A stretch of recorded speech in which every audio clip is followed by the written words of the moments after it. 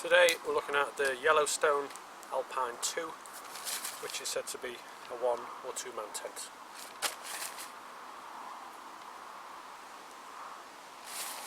$2,000 hydrostatic head, quite lightweight, small to carry. It comes in at 1.9 kilograms. So I'm going to set it up on this heavy duty tarp that I bring along for 1 man tents. Comes with a couple of sheets of instructions. It's a single pole tent. Usual basic pegs. An inner and an outer. With the inner set up and just this single pole in the centre, you've got like a bathtub base all the way around, and it's looking much bigger than 1 man tents. After all, it is called the Alpine 2.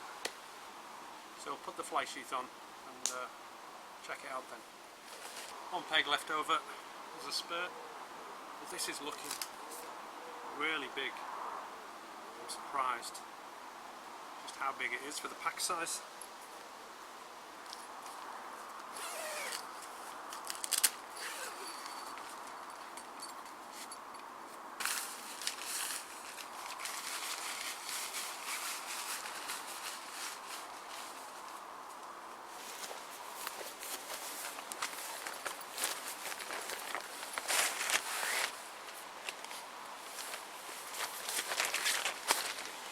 The inner's a little bit droopy towards the foot end, but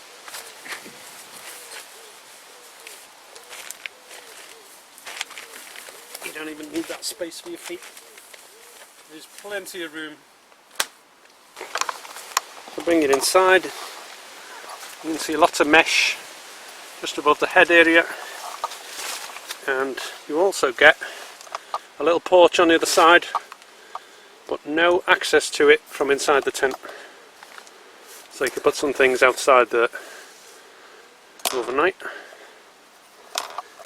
Like I say, towards the foot end, could maybe do with a little modification there just to hold it up. But it is only your feet, and there's plenty of space between the inner and the outer. So if I zip us closed, you can see that we've got a porch space going around the side, getting narrower towards our feet.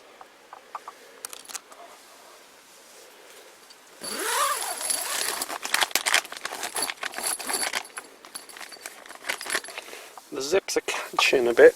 I don't know whether that's just because it's the first time it's been used.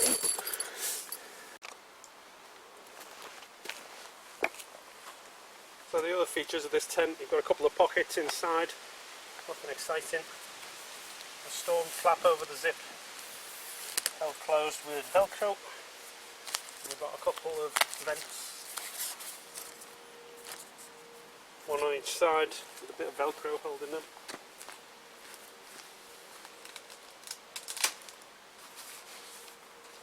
I'll try and leave them open.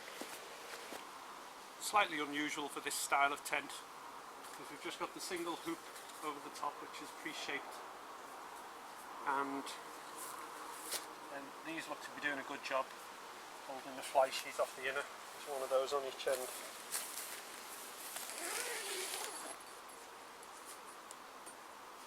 So I'll be sleeping in this one tonight, and I'll let you know in the morning how it goes.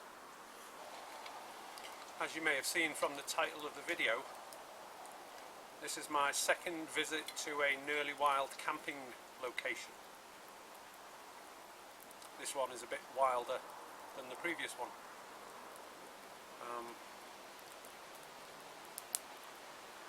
The only facility I've got really is a fire pit, a couple of benches around the fire, and a basic compost style loo in a little metal shed just out the back there.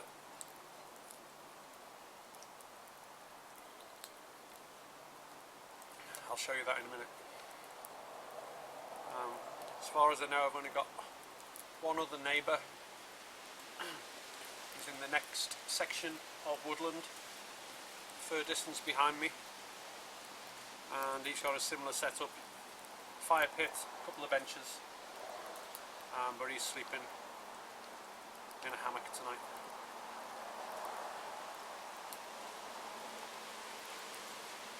It's been a really hot day today, and don't know if you can see the top is a bit wet.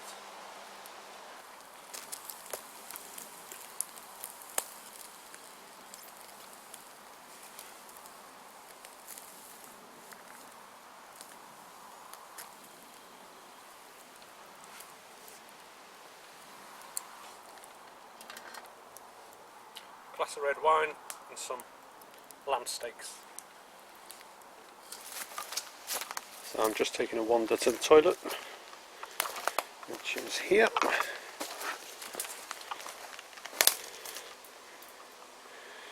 So basically we've got a metal shed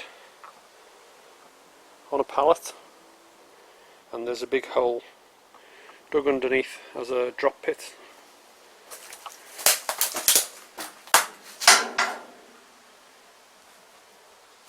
That's it, standard toilet seat, and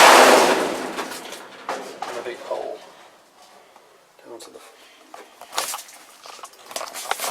floor, I was going to say, which is a bit stupid, isn't it?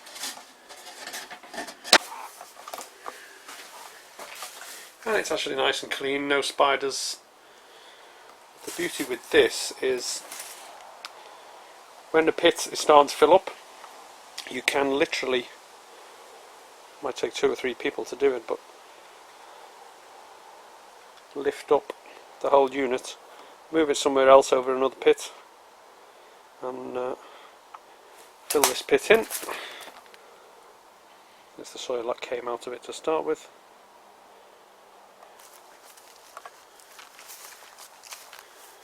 Back to my tent and my fire, which I'm going to try and cook some pigeon breast on that now. The owner of this location kindly offered me some pigeon breast, so I'm going to skewer that now and cook it over the coals.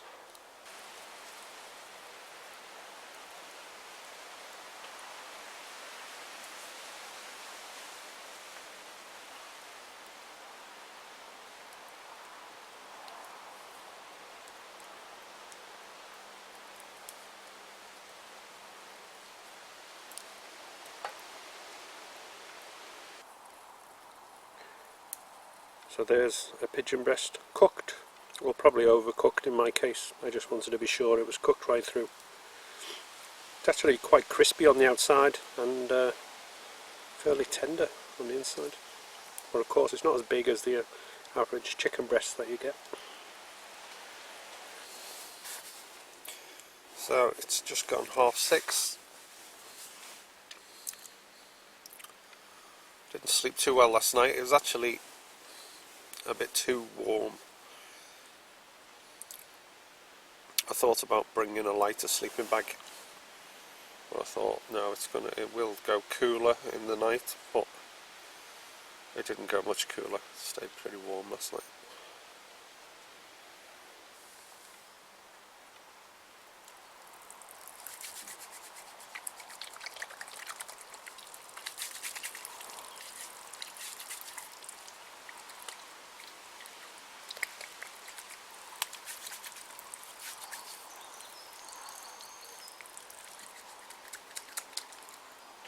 So I've made use of the spur peg just to hold the outer door open.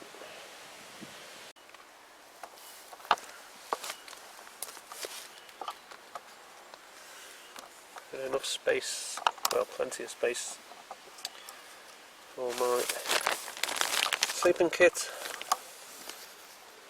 and all my other stuff piled at the side. Still looking a bit slack down the foot end. I think I need to have a think about what I can do with that. So, just as a summary, Yellowstone Alpine 2, 1.9 kilograms. It's a spacious tent for one, it would be snug for two. But for its pack size, it's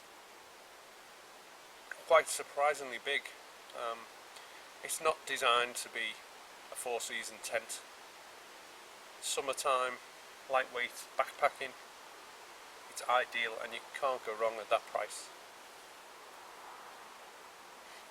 So, definite thumbs up from me. Just a final word on the tent. You can't take it down and set it up as one. You have to set up the inner first and then put the outer skin on. There's just no other way to do it, but it's so simple, straightforward to set up.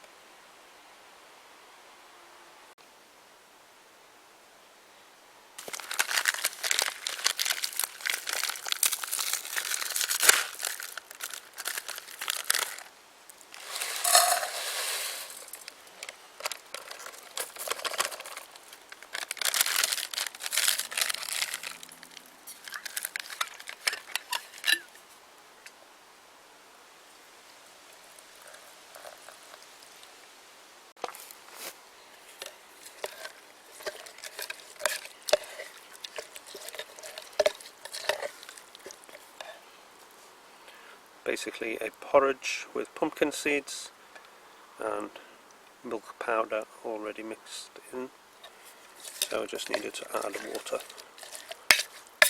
and we're good to go.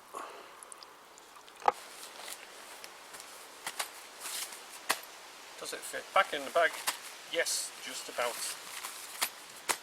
Tight squeeze at one end, but yeah, overall I'm impressed with that.